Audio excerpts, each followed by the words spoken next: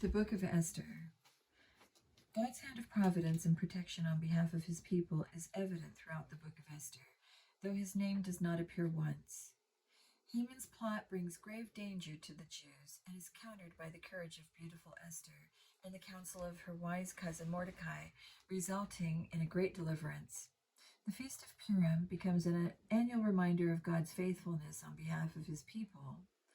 Esther's Hebrew name was Hadassah, myrtle, but her Persian name, Esther, was derived from the Persian word for star.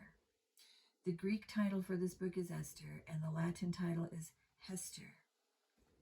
Now it came to pass in the days of Ahasuerus, this is Ahasuerus which reigned from India even unto Ethiopia, over 127 provinces, that in those days, when the king Ahasuerus sat on the throne of his kingdom, which was in Shushan the palace, in the 3rd year of his reign, he made a feast unto all his princes and his servants, the power of Persia and Media, the nobles and princes of the provinces being before him, when he showed the riches of his glorious kingdom and the honor of his excellent majesty many days, even 180 days. And when these days were expired, the king made a feast unto all the people that were present in Shushan the palace, both unto great and small, 7 days, in the court of the garden of the king's palace, where were white, green, and blue hangings, fastened with cords of fine linen, and purple to silver rings and pillars of marble. The beds were of gold and silver, upon a pavement of red and blue and white and black marble. And they gave them drink in vessels of gold, the vessels being diverse one from another, and royal wine in abundance, according to the state of the king. And the drinking was according to the law, none did compel, for the king had appointed to all the officers of his house that they should do according to every man's pleasure. Also, Vashti the queen made a feast for the women in the royal house which belonged to King Ahasuerus. On the 7th day, when the heart of the king was merry with wine, he commanded Mehuman, Biztha, Harbona, Bigtha, and Abagtha, Zethar, and Carcass, the 7 chamberlains that served in the presence of Ahasuerus the king, to bring Vashti the queen before the king with the crown royal, to show the people and the princes her beauty, for she was fair to look on. But the queen Vashti refused to come at the king's commandment by his chamberlains. Therefore was the king very wroth, and his anger burned in him. Then the king said to the wise men which knew the times, for so was the king's manner toward all that knew law and judgment.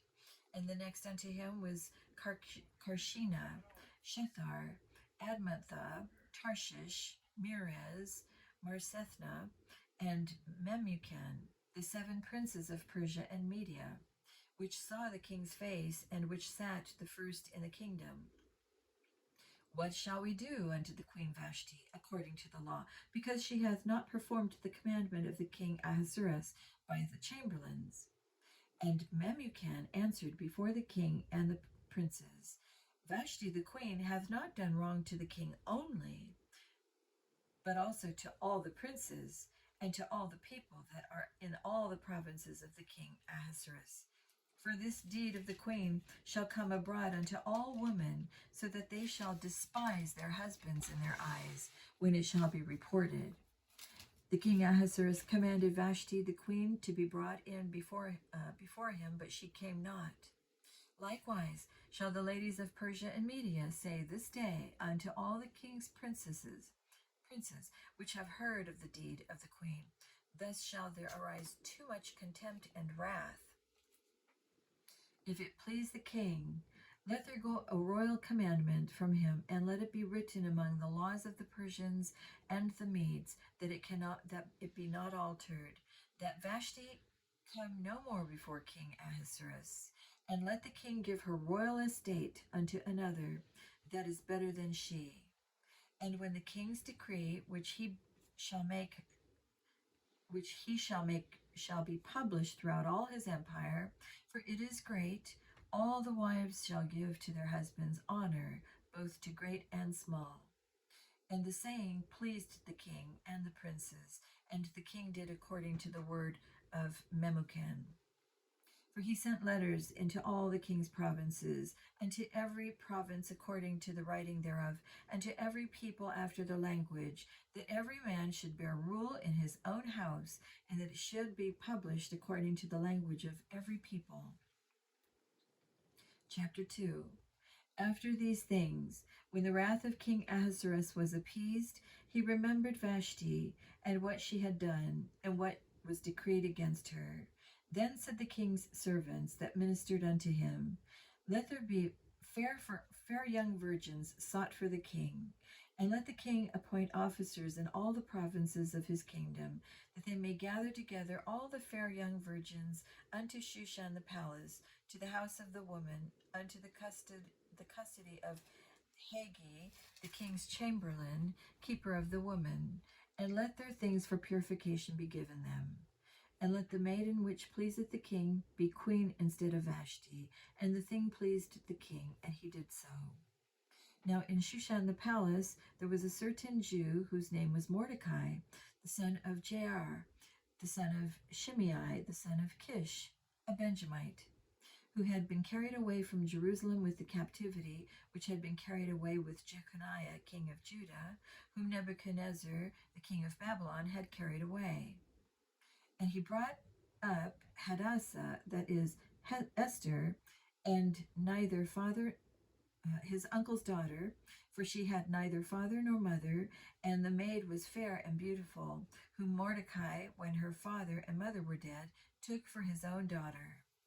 So it came to pass, when the king's commandment and his decree was heard, and when many maidens were gathered together unto Shushan the palace, to the custody of Haggai, that Esther was brought also unto the king's house, to the custody of Haggai, keeper of the woman.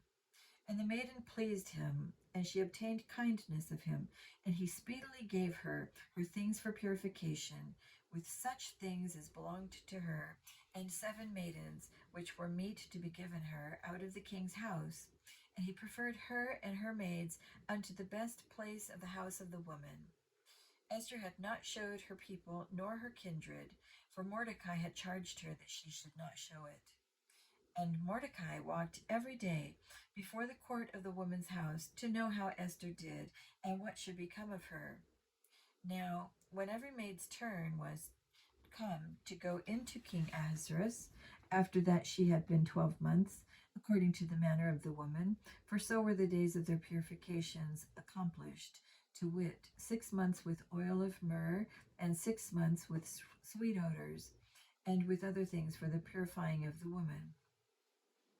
Then thus came every maiden unto the king, whatsoever she desired was given her to go with her out of the house of the woman unto the king's house. In the evening she went, and on the morrow she returned into the second house of the woman, to the custody of Shashagaz, the king's chamberlain, which kept the concubines. She kept in unto the king no more, except the king delighted in her, and that she were called by name. Now, when the turn of Esther, the daughter of Abihail, the uncle of Mordecai, who had taken her for his daughter, was come to go in unto the king, she required nothing but what Haggai, the king's chamberlain, the keeper of the woman, appointed, and Esther obtained favor in the sight of all them that looked upon her. So Esther was taken unto King Ahasuerus into his house royal in the 10th month, which is the month of Tebeth, in the 7th year of his reign. And the king loved Esther above all the women, and she obtained grace and favor in his sight more than all the virgins, so that he set the royal crown upon her head and made her queen instead of Vashti. Then the king made a great feast unto all his princes and his servants, even Esther's feast. And he made a release to the provinces and gave gifts according to the state of the king. And when the virgins were gathered together the second time, then Mordecai sat in the king's gate. Esther had not yet showed her kindred nor her people, as Mordecai had charged her. For Esther did the commandment of Mordecai, like as when she was brought up with him. In those days, while Mordecai sat in the king's gate, two of the king's chamberlains, Bigthan and Teresh, of those which kept the door, were wroth, and sought to lay hand on the king Ahasuerus. And the thing was known to Mordecai, who told it unto Esther the queen, and Esther certified the king thereof in Mordecai's name. And when inquisition was made of the matter, it was found out. Therefore they were both hanged on a tree, and it was written in the book of the Chronicles before the king. Chapter 3. After these things did King Ahasuerus promote Haman, the son of Hammedatha, the Agagite, and advanced him, and set his seat above all the princes that were with him. And all the king's servants that were in the king's gate bowed and reverenced Haman, for the king had so commanded concerning him. But Mordecai bowed not, nor did him reverence. Then the king's servants, which were in the king's gate, said unto Mordecai, Why transgressest thou the king's commandment? Now it came to pass, when they spake daily unto him, and he hearkened not unto them, that they told Haman to see whether Mordecai's matters would stand, for he had told them that he was a Jew. And when Haman saw that Mordecai bowed not, nor did him reverence, then was Haman full of wrath. And he thought scorn to lay hands on Mordecai alone, for they had showed him the people of Mordecai. Wherefore Haman sought to destroy all the Jews that were throughout the whole kingdom of Ahasuerus, even the people of Mordecai. In the first month, that is the month of Nisan, in the 12th year of King Ahasuerus, they cast pur, that is the lot, before Haman from day to day, and from month to month, to the 12th month, that is the month of Adar. And Haman said unto King Ahasuerus, There is a certain people scattered abroad and dispersed among the people in all the provinces of thy kingdom, and their laws are diverse from all people, neither keep they the king's laws. Therefore it is not for the king profit to suffer them. If it please the king, let it be written that they may be destroyed, and I will pay 10,000 talents of silver to the hands of those that have the charge of the business, to bring it into the king's treasuries. And the king took his ring from his hand, and gave it unto Haman, the son of Hammedatha, the Agagite, the Jews' enemy. And the king said unto Haman, The silver is given to thee, the people also, to do with them as it seemeth good to thee. Then were the king's scribes called on the 13th day of the first month, and there was written according to all that Haman had commanded unto the king's lieutenants, and to the governors that were over every province, and to the rulers of every people of every province, according to the writing thereof, and to every people after their language, in the name of King Ahasuerus was it written, and sealed with the king's ring. And the letters were sent by posts into all the king's provinces, to destroy, to kill, and to cause to perish all Jews, both young and old, little children and women, in one day, even upon the 13th day of the 12th month, which is the month Adar, and to take the spoil of them for a prey. The copy of the writing for a commandment to be given in every province was published unto all people, that they should be ready against that day. The posts went out, being hastened by the king's commandment, and the decree was given in Shushan the palace. And the king and Haman sat down to drink, but the city Shushan was perplexed. Chapter 4. When Mordecai perceived all that was done, Mordecai rent his clothes, and put on sackcloth with ashes, and went out into the midst of the city, and cried with a loud and a bitter cry, and came even before the king's gate, for none might enter into the king's gate clothed with sackcloth. And in every province, whithersoever the king's commandment and his decree came, there was great mourning among the Jews, and fasting and weeping and wailing, and many lay in sackcloth and ashes. So Esther's maids and her chamberlains came and told it her. Then was the queen exceedingly grieved, and she sent raiment to clothe Mordecai, and to take away his sackcloth from him, but he received it not. then called Esther for Hatak, one of the king's chamberlains, whom he had appointed to attend upon her, and gave him a commandment to Mordecai to know what it was and why it was. So Hatak went forth to Mordecai unto the street of the city which was before the king's gate. And Mordecai told him of all that had happened unto him, and of the sum of money that Haman had promised to pay the king's treasuries for the Jews to destroy them. Also he gave him the copy of the writing of the decree that was given at Shushan to destroy them, to show it unto Esther, and to declare it unto her, and to charge her that she should go unto the king, to make supplication unto them, and to make request before him for her people. And Hatak came and told Esther the words of Mordecai. Again Esther spake unto Hatak, and gave him commandment unto Mordecai.